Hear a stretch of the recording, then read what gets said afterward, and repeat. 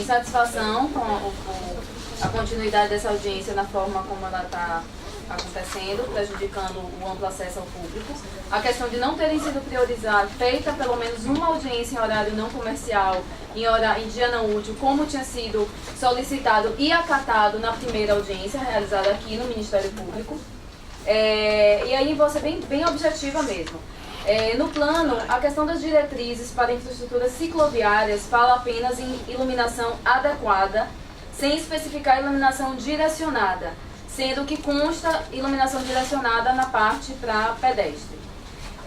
No plano na parte de ciclovias e ciclofaixas, não prevê uma política de utilização de bicicletas de carga, e a gente sabe que isso é um fator que reduz muito viagens de carro e moto, etc., porque você acaba usando a bicicleta para esse tipo de serviço. Não fala em intermodalidade de bicicleta e ônibus, bicicletas e BRTs e VLTs. Não traz, na questão de divisão entre ciclovias e ciclofaixas, na parte que fala quilometragem, fala apenas em ciclovia, eu acho que numa utilização inadequada do termo, porque não especifica ciclovias e ciclofaixas e o percentual. Vai ser definido em relação à velocidade das vias e qual o prazo para essa redução de velocidade, que a gente tanto pleiteou nas escutas setoriais quanto pleiteou nos workshops. A questão das ciclorotas não passa batido, a questão das ciclorotas. Vai continuar se implantando ciclorotas em locais que é permitido estacionamento de carro, para que uma porta de carro mate um ciclista. Existe definição de prazos para modernização do sistema de controle semafórico, aumento de tempo de travessia e sonorização para pessoas com deficiência. E não consta, isso foi falado no workshop, da utilização de cartões por pessoas com deficiência para mostrar que elas são pessoas com deficiência e que precisa de um tempo maior. O tempo de travessia já tem que ser considerado, viabilizando a travessia segura dessas pessoas. Na questão da caminhabilidade da cidade, nós não temos, não existe nenhuma previsão de implantação de avisos sonoros nas saídas de garagens, que é um fator que torna mais segura a travessia para pessoas com deficiência. Questões de gênero, eu queria aqui deixar mais uma vez registrado que questões de gênero não são apenas uma questão de segurança pública. Quando a gente pensa a cidade, nós temos que pensar sim, considerando as questões de gênero e as limitações e vulnerabilidades da mulher na cidade. Então, quando a gente fala de ruas escuras, de passarelas, de travessias subterrâneas, nós estamos sim falando de tornar a mulher mais vulnerável, à violência de todo gênero. Não fala no plano de mobilidade da priorização de travessias na altura do solo e não por pontes e passarelas, como tem sido, na verdade, a prática corriqueira agora de nossa cidade, segregando o trânsito, colocando o pedestre para caminhar mais em locais, às vezes, ermos, escuros e inseguros. E aí a gente tem que lembrar que quando a gente fala de trânsito, hoje a gente não fala mais em fluidez do trânsito. Não é esse o conceito que a gente deve usar. A gente deve usar a questão da ocupação equitativa do espaço urbano, priorizando sim os modais ativos, que não é o que está acontecendo nesse plano. Érica que vai falar com esse tema. Boa tarde, meu nome é Érica Teles, eu falo pela Universidade de Salvador. Complementando a pauta e a fala de Marcela, não vi em nenhum momento dentro da minuta do plano um plano de arborização próximo à implantação da infraestrutura cicloviária. Se a gente está falando de uma cidade mais agradável ao caminhar, ao desfrutar do espaço público, isso deveria ser previsto. Dentro da melhoria dos acessos, na parte de travessias, complementando o que Marcela havia falado sobre a questão dos tempos semafóricos, a gente também não vê em nenhum momento ser discutida a questão das faixas diagonais. Existem alguns cruzamentos em Salvador, isso poderia ser implementado, dinamizando mais o tempo da travessia dos pedestres. É previsto no escopo do plano de segregação para ciclovias nas vias de 50 km por hora e controle maior nas ciclofaixas com velocidade de 40. O que acontecerá com as ciclovias da Orla, que a gente está em via de 70 km, Magalhães Neto, ciclofaixa no canteiro central, suburbana 60 km, todas essas outras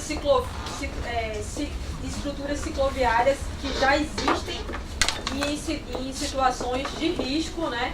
Porque você tem velocidades acima de 60 e acima de 60 km. Em nenhum momento do plano se verifica uma política de redução de velocidades, que é isso que faz com que efetivamente o número de acidentes e mortes de trânsito caia, assim como a implementação de zonas calmas, né? Haja vista que é um sucesso toda a implementação da barra, né, dentro do seu piso, equiparado com a calçada, a redução de velocidades para 30 km. Isso é uma melhoria para a cidade. Quantos outros lugares podem ser implementados para que a caminhabilidade, para que a cidade possa ser mais desfrutável e mais aprazível e mais segura, consequentemente, para as pessoas? Os bicicletários de grande e médio porte poderia ser prevista uma quantidade de vagas gratuitas. A gente vê que isso é subsidiado, existe um valor, mas não existe uma política de gratuidade ou de implementação com bilhete único de transporte. Isso é importante ser previsto. Outra questão dentro dos transportes verticais, dos ascensores, não existe também política de estacionamento para ciclovias, pelo menos isso não está descrito dentro da minuta. Outro ponto para 2042 a gente prevê 472 quilômetros de malha cicloviária, em contraponto aos mais de 3 mil quilômetros de viária. Se o plano se denomina sustentável, como o veículo mais sustentável de todos, só tem menos de 10%. E para finalizar, a política pública de estacionamento de bicicletas para prédios públicos, isso já pode ser escrito e tentado ser implementado, e uma percentual de vagas correspondidas para os prédios comerciais. Obrigada. A terceira, Juliana Ferreira Gambá. Marcele Silva do Vale, Conselho de Pituaçu. Eu acho que eles estão aí. Conhece? Solange Araújo, IAB. Eu vou falar por ela, porque ela tinha que sair. O IAB. não quer deixar responder sobre a bicicleta central. Por favor. É melhor responder sobre isso. Deixa eu só um minuto aqui, gente. Enquanto. Rodrigo, ele tá botando cadeira aí. Enquanto tá fazendo cadeira, você aí, tá? Que todos se acomodem. Até antes para ficar melhor registrada, para não ter esse ruído aí. Eu gostaria de esclarecer ao senhor o seguinte. Primeira mão. Desculpa o transtorno aí causado, mas efetivamente nós temos uma operação lá. Possivelmente, eu sei que eu já fiz várias operações. Possivelmente nós estamos com pessoas presas aí com busca e apreensão. É no primeiro andar que nosso centro de inteligência e de organizações criminosas funcionam nesse prédio. E quando há uma operação, há sempre aquela abordagem, assédio da imprensa. E enquanto as pessoas têm que tomar várias outras providências. O que é que se faz então? Já faz a coletiva de imprensa, se esgota aquele assunto na imprensa para liberar, para que venham depois as operações normais, que depois que faz, vai catalogar tudo que foi apreendido, ouve as pessoas. Então, houve o pedido do auditório, porque estava nesse horário. Então, estou aqui, como eu disse, não é o Ministério Público que preside a audiência pública, não é o Ministério Público que chama a audiência pública, o Ministério Público está participando dessa audiência pública com um acompanhamento mesmo, a colega Cristina Seixas que me pediu, e eu me senti na obrigação de não cessear a palavra daquelas pessoas que queriam falar, daquelas pessoas que estavam presentes, porque eu não sei se até se remarcar, se vai ter outro ou não, isso fica a cargo e a critério da avaliação do município, se essa ou não, essa audiência não vai suprir todos os requisitos.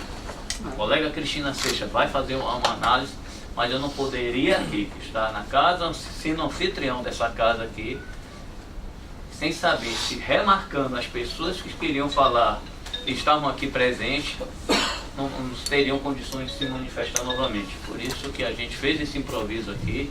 A audiência, aqui é uma sala de audiência aberta ao público, trazendo as pessoas que estavam lá na audiência pública.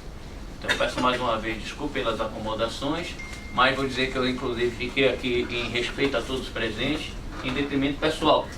Porque eu tinha 2 reuniões hoje à tarde, ainda tem uma às 16 horas que eu vou pegar. Tinha uma que eu já cancelei e tinha um médico também, que eu já cancelei o médico e seria 1h30 da tarde aqui próximo. Eu pensei que a audiência até... Então fazer esse esclarecimento porque é a boa vontade. Eu senti muita incompreensão. Eu sei que a gente tem esse problema, tem esse transtorno, tem essas decepções que também me atingem. Eu gostaria que a audiência pública fosse até mais tarde, esgotasse o tempo, mas quando a gente tenta uma alternativa dessa para contemplar as pessoas que estão aqui, não pode ouvir o que eu vi lá embaixo, como se o Ministério Público estivesse sendo conivente com alguma irregularidade cometida. Pelo contrário, houve transtornos, coisas que acontecem, e tem que ter maturidade para fazer com que as coisas pelo menos aconteçam, que agora é assegurar a palavra de todas as pessoas que estavam na audiência pública lá embaixo. O resto a gente vê de forma mais detalhada depois. Então, Renato, vou entrando aí, eu estou pedindo que tragam a esta dele. Tá tranquilo? Então, pronto, gente. Só queria fazer essa ressalva. Tá, obrigado. A Juliana apareceu, ela está aqui no outro. Juliana Ferreira Gambá. Eu só queria, né, acabei subindo aqui, mas eu queria deixar registrado, que ficasse registrado em ata, como tivesse sido documentado, que eu não acho que essa audiência vai terminar devidamente, né? A fala que eu queria fazer em público, não queria fazer numa sala com poucas pessoas. Eu acho que essa audiência devia ter sido melhor dimensionado o tempo, foi muito tempo de apresentação, muita coisa que já foi apresentada antes, para privilegiar a participação. Eu queria fazer minha fala sobre a questão da Avenida Atlântica, né? Outros companheiros já fizeram, queria colocar elementos novos e não vou fazer porque eu acho que isso aqui não é mais audiência pública. Eu acho que o município tem que achar uma outra solução, não é responsabilidade do Ministério Público.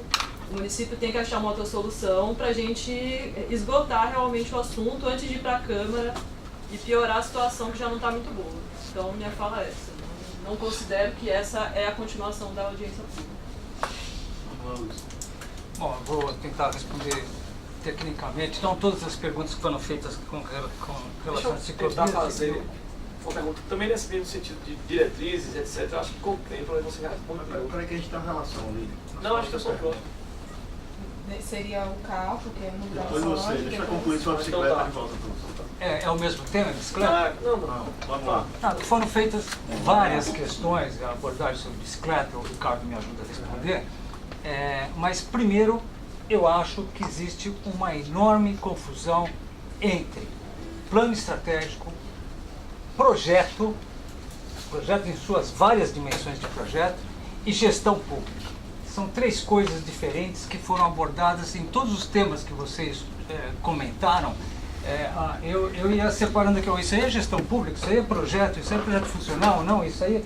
Nós temos um programa de sinalização amplo, que não define tempos ainda de semáforo, tem que fazer o projeto de sinalização. A ideia de fazer o cartão para o idoso ou para o deficiente é uma ideia que tem que fazer parte de um projeto, tem que ter viabilidade, já existe em Curitiba, você com o cartão do idoso você modifica só com o toque do cartão você consegue modificar o tempo de semáforo. As questões de caminhabilidade, ciclocarga, isso é uma questão que o mercado vai estabelecer na questão, no projeto final. Não é um tema que caberia ao Planmob. Nós tentamos, até conversamos várias vezes, porque em várias audiências falaram de ciclocarga, precisa pôr, o Pablo foi quem mais falou sobre isso. É uma questão de mercado, não fazia parte do escopo. A gente não ia se arriscar a falar, não, vou fazer aqui ciclocarga e falar, bom, foi contemplado. Não, eu preciso saber de onde vem, para onde vai, qual é o padrão de carga, qual é o padrão de distribuição, quais são as principais regiões. Então, ele tem que fazer parte de um projeto e que depende, o próprio mercado se ajusta a isso. Né? Quanto à questão de segurança, é muito importante falar, nas 10 reuniões de bairro, foram elencados e hierarquizadas as questões principais de mobilidade. A número 1, estourada, em todas, mas estourada, com mais de 50%, era segurança pública, que não tem nada a ver com mobilidade. Então, elas falaram, caminhar não é uma questão de mobilidade, é uma questão de liberdade. Então, a questão de gênero e segurança é uma questão ampla. Não dá para o plano de mobilidade ficar resolvendo a questão de segurança pública em Salvador. Eu também tenho medo de andar em Salvador. Eu não tenho medo de caminhar em Salvador. Eu com plano de mobilidade, não podemos resolver esse problema. Ele não faz parte do escopo, não faz parte do levantamento de dados, não faz parte da base de informações e não faz parte do nosso plano. Não tem nenhum plano de segurança que faça parte, a não ser falar em segurança viária. O seu calçamento. Tem várias, O várias calçamento, seguranças por que a exemplo, gente está falando. mas nós tratamos, nós apresentamos são um diagnóstico, questões todas as questões de risco de acidente em calçadas, apresentamos as estatísticas e elencamos como prioridade dar segurança no calçamento das vias que dão acesso às escolas e aos acessos do transporte coletivo. Tá? Quanto às questões de arborização, a questão de iluminação direta ou indireta, tempo de semáforo, zonas calmas, todos isso, se você for ver os não sei quantos programas, 30 programas, todos eles estão contemplados em todos os programas. É que nós não apresentamos a solução, porque agora tem que desenvolver o programa. O programa de refazer as calçadas, não tem aqui a calçada que vai ser refeita, tem que levantar qual é o padrão de tipologia de readequação, quanto custa, quem vai levantar o dado, quem que vai ser o responsável, qual vai ser a fonte de financiamento. É um programa que precisa ser feito, né? Então eu acho que existe ainda algumas confusões entre a dimensão do projeto. Nós temos um projeto estratégico, existem projetos funcionais e existem coisas de gestão. Por exemplo, prédio público com paraciclo, sou plenamente a favor, mas é um problema de gestão pública. É um problema de gestão pública. O secretário pode sugerir ao prefeito que faça isso, não tem nada a ver com o Plamob, né? Eu acho que todos os prédios deviam ter, todas as escolas, todos os hospitais deviam ter ciclovia. Me desculpa, mas tem sim, porque isso estimula. Quando você implementa a infraestrutura cicloviária, você estimula as pessoas a usarem o modal. Isso, quando a gente faz um plano Mesmo cicloviário, que seja uma questão de gestão o plano pública. cicloviário vai contemplar no projeto a localização e o incentivo ao uso da ciclovia. Inclusive um plano cicloviário, no mundo inteiro, metade do recurso é gasto em marketing, para que as pessoas aprendam a usar a bicicleta, aprendam a respeitar a bicicleta, aprendam a ter lugar para parar a bicicleta, aprendam a respeitar as pessoas que usam a bicicleta. Então, o uso de prédio público, de paraciclo em prédio público, etc., é uma questão que faz parte nisso, e está contemplada no plano. Algumas questões como prédios públicos com local privilegiando o estacionamento de bicicleta, isso está contemplado no incentivo, esse tipo de estacionamento, a mesma questão da arborização, a questão da iluminação, dentro dos programas tem uma série de ações dentro dos programas, tudo isso está recomendado. Tem iluminação, mas não tem iluminação, tem escrito iluminação adequada, mas não tem iluminação parte do projeto. direcionada. Na parte de gestão tem um programa que é voltado à iluminação casada com a arborização, porque os dois trabalham Eu acho juntos. que isso aí não está divulgado. Assim, o relatório está todo. Tem duas partes. O relatório do capítulo 8 é de programas pelo Plamob. E esses programas, eles não definem exatamente quando vão ser aplicados e tal, porque essa questão que o Luiz Fernando estava explicando, mas eles estão discriminados, os programas Não, que eu tem que li ser. isso, mas eu não tinha visto. Eu li essa parte, mas eu não tinha lido. Está atendido? Está atendido? Só para não ficar sem resposta, todos os dispositivos de transporte vertical, de microacessibilidade vertical, estão sendo contemplados com a acessibilidade à bicicleta ou paraciclo. Todos os dispositivos. Tá bom?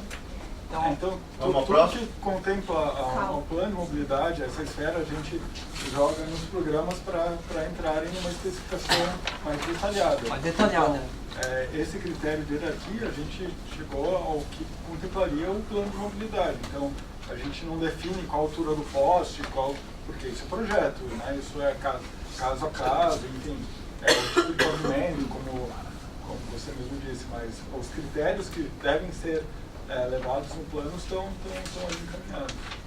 Vamos lá. Então, IAB coloca o seguinte, só para colocar logo a questão de gestão.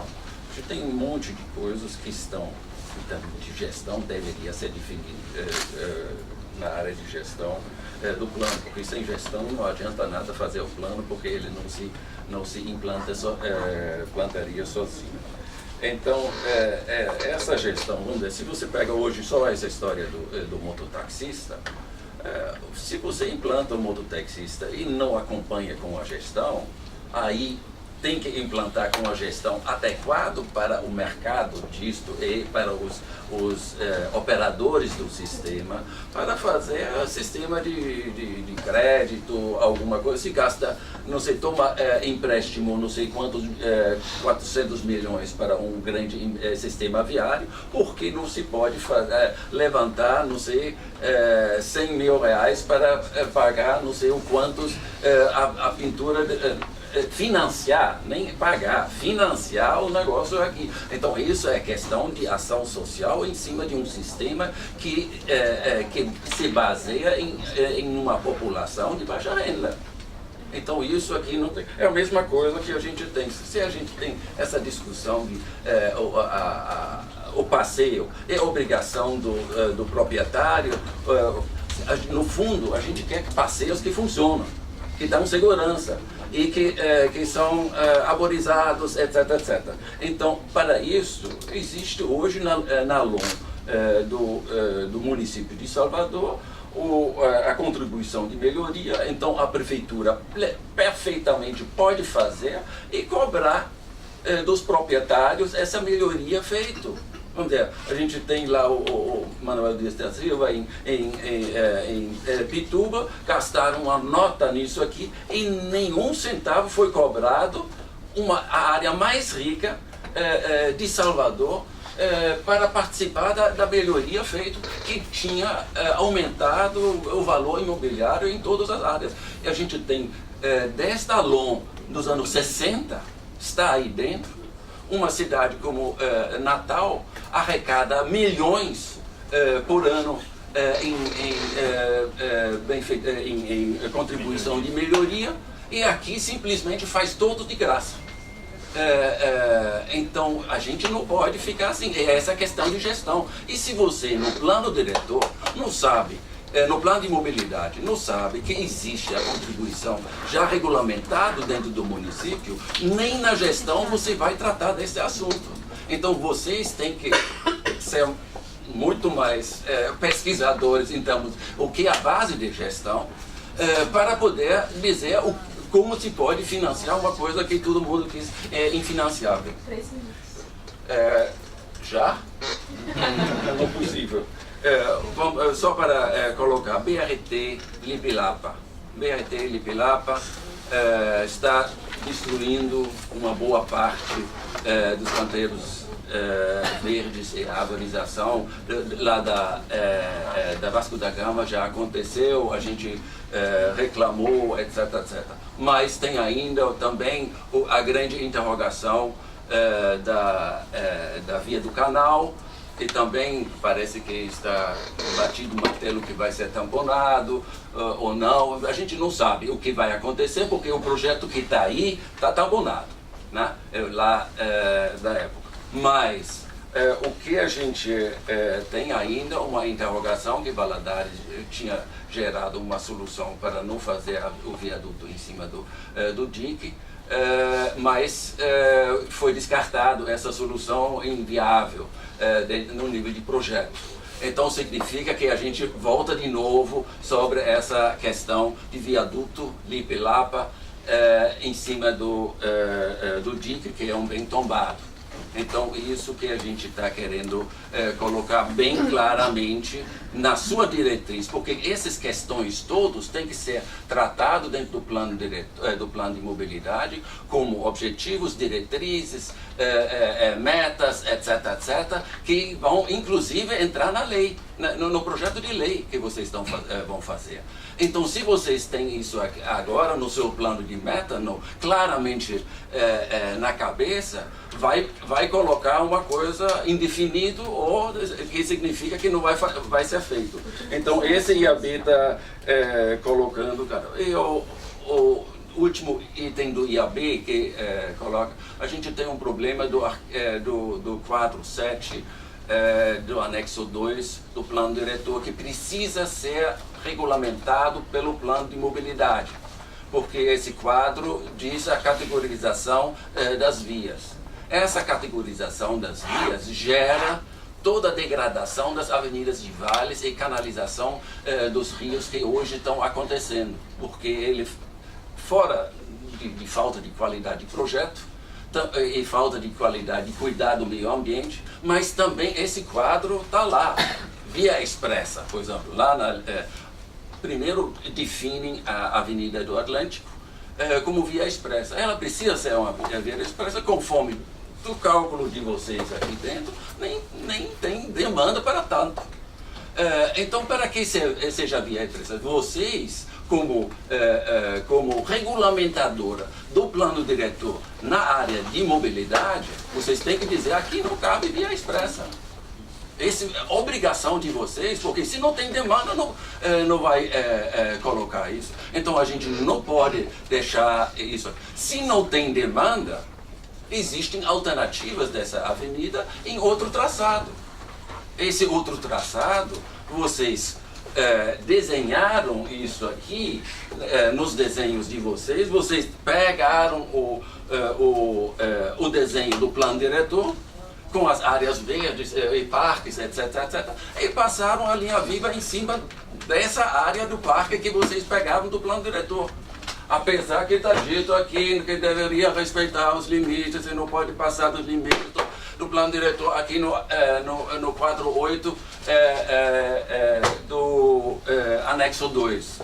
E na nota de rodapé que está dito isso aqui. Já foi me confirmado que vocês sabem desse assunto. Então, se vocês estão regulamentando o que o plano diretor está dizendo, vocês não podem desrespeitar a própria regra do plano diretor. Se no plano de sistema viário do plano diretor, no meio do sancionamento, que foi alterado a proposta que foi feita, que eram 2 traços lá, passando por cima de tudo, que depois eu acho que Teixeira, lá da Fundação Mário Ferreira, fez um novo traçado, passando por baixo, e depois pelo plano, pelo Vale Encantado, ele fez uma observação imediatamente porque tinha que ser sancionado. Então ele estava lá como na pressão funcional dele, de fazer, não, a gente tem que arrumar alguma coisa, a sua emenda dá um traçado aqui que pelo menos tem um mínimo de lógica. Pronto. Depois eu volto na segunda vez. Bom, eu vou pegar o gancho aqui. Só lembrando a importância de manter os 3 minutos, que eu falei, por exemplo, de cálculo de 10 minutos. 11. Então, assim, cada um for falar 10 minutos, é por isso que a gente quer fazer o mínimo necessário. Porque aí as outras pessoas não vão fazer essa vida. Bom, eu vou só puxar aqui a partir da questão do BRT para, mais uma vez, até falar para o secretário que está aqui, que sempre nos ouve, sempre ouve essa nossa sugestão, de que pondere a questão do elevado. Eu acho que é uma questão que nós temos que pensar claramente qual cidade nós queremos para o futuro. As cidades do mundo inteiro estão destruindo seus elevados, São Paulo pensando em tirar o seu elevado, e a gente tem solução para fazer aquilo de uma forma diferente. A TTC está aqui, pode ajudar nessa concepção, inclusive a concepção que está sendo pensada nos elevados pode ser invertida para a concepção que foi pensada nos retornos do próprio metrô, que na verdade ela não vai subir a via para fazer o retorno, você pode subir o retorno, tá certo? Então os ônibus não precisam subir para poder ficar mais difícil para a acessibilidade, para você ter mais dificuldade de acesso, para você criar uma estrutura urbana. E além disso você vai melhorar inclusive o impacto de vizinhança e o impacto visual na cidade. Então é um elemento que vai ficar ali para a eternidade, que eu acho que nós podemos pensar isso, secretário. Eu sei que você tem toda boa vontade de fazer essa crítica, essa autocrítica e de ponderar isso de uma forma que a gente possa realmente contemplar tanto a parte do nosso conceito urbanístico moderno, como também a função que você quer dar a esse princípio aí. No segundo sentido, a questão da autotutela. Aí eu vou discordar um pouquinho nosso Luiz Fernando, por conta de que a segurança também está inserida sim na questão da mobilidade, porque quando você pensa a mobilidade, você está pensando em que tipo de via que você quer, que tipo de passeio que você quer. Deixa eu terminar. Que tipo de passeio que você quer? Então, por exemplo, quando a gente invade uma calçada, quando a gente invade uma estrutura, quando a gente torna a nossa cidade uma cidade muito adensada, a nossa autocultura nós não conseguimos ter. Então, por exemplo, vou citar aqui um exemplo, secretário, que inclusive está acontecendo nesse momento, uma invasão que está acontecendo, em uma grilagem de espaço urbano aqui em Salvador. Eu passo diariamente ali pela região de Cajazeiras, e ali está acontecendo uma invasão que é uma grilagem, não tem ninguém morando, pessoas que estão colocando comércio, chama ferro velho. Então, uma grilagem de espaço, e aquilo ali certamente é uma questão de mobilidade urbana que vai dificultar o acesso às pessoas e certamente você vai ter uma insegurança maior, tanto na questão de você ser atropelado quanto na questão de ser assaltado. Portanto, tem a ver sim a questão de iluminação com a autotutela. Então, essas nossas diretrizes do que nós pensamos para a cidade, ela também pode favorecer a nossa segurança pública, tá certo? Então, é uma coisa que um ajuda o outro, tá certo? Oi? Já foi, não vai mais ainda? Tem mais um detalhezinho só. As definições para o transporte público. O que eu quero dizer com isso? Até agora eu não vi, vocês falaram de BRT, de BRS, etc. Mas é importante que o plano seja bem objetivo quando vai tratar sobre qual momento nós vamos implantar o ônibus elétrico. 15 minutos. Né? Qual momento nós vamos tratar o ônibus elétrico? Esse ônibus elétrico, que na verdade daqui uns 10 anos nós vamos ter uma evolução muito rápida para a implantação disso. Qual o impacto que isso vai ter na tarifa? Qual o momento que nós vamos implantar os low entry de piso baixo com climatização? Porque a dificuldade toda hoje de acesso ao transporte público é por conta de nossos ônibus serem padrão antigo e dificulta o acesso de pessoas com idade, dificulta o acesso de pessoas com dificuldade de locomoção, não atrai o usuário que está no transporte individual. Portanto, a porta de entrada do transporte público tem que ser acessível, tem que ser climatizado, tem que ter um serviço de qualidade que possa fazer com que o usuário deixe seu veículo em casa. Portanto, eu acho que nós temos que atuar claramente no plano de mobilidade, nas diretrizes específicas de quando vamos implantar e quando vamos trocar toda a frota de Salvador desse ônibus padrão antigo para o sistema moderno de transporte público que o mundo utiliza. Com a chegada do BRT, respondendo. Não é isso. Estou dizendo do ponto de vista de implantação real disso. Qual é o momento? Não, mas não são todos. Retrocesso. Esse não é o progresso, certo? Portanto, e outra coisa, acho que é fundamental aquele anel, um anel que vocês fizeram, aquele anel realmente deve ter um carregamento muito forte. É o maior de todos. É um carregamento muito forte. Inclusive, eu acho que aquele anel deve ser pensado, inclusive, para um leito futuro sobre trilhos. Eu acho que a gente tem que pensar aquele anel como algo que possa ser futuramente, ou nesse primeiro momento, ou futuramente, como eixo de trilhos. Ou seja, se você vai pensar um anel daquele, e você pensa esse anel, que você não tem capacidade de evoluir ele para um transporte sobre trilhos, certamente ele vai se exaurir rapidamente. E a gente vai ter dificuldade, vamos ter superlotação e um serviço que não consegue atender a demanda. Portanto, eu acho que esse precisa ser um leito pensado com geometria, nem que você bote o asfalto sobre a geometria do trilho, mas que você consiga pensar esse anel com a geometria de definição de projeto para o trilho futuro. Tá certo? Era isso que eu queria dizer. Agora é o terceiro. Caroline Lorenzo, Vale Encantado. Bem, no cansaço já da audiência, né? As ideias já não vêm assim como deveria, mas vou tentar falar. Eu queria, antes de questão de ordem, antes de contar meus 3 minutos, queria somente dizer que, na minha opinião, realmente a gente deveria ter uma outra audiência, porque realmente ser ouvido em público é a forma correta de se ter uma audiência, né? Apesar de ter um público aqui, mas é um público pequeno, a audiência lá embaixo estava mais cheia, todo mundo viu que finalizou e foi embora, né? Então, outras pessoas de outros setores também, que eu gostaria que escutassem minha fala, não vão poder escutar. Mas, de antemão, agora eu quero...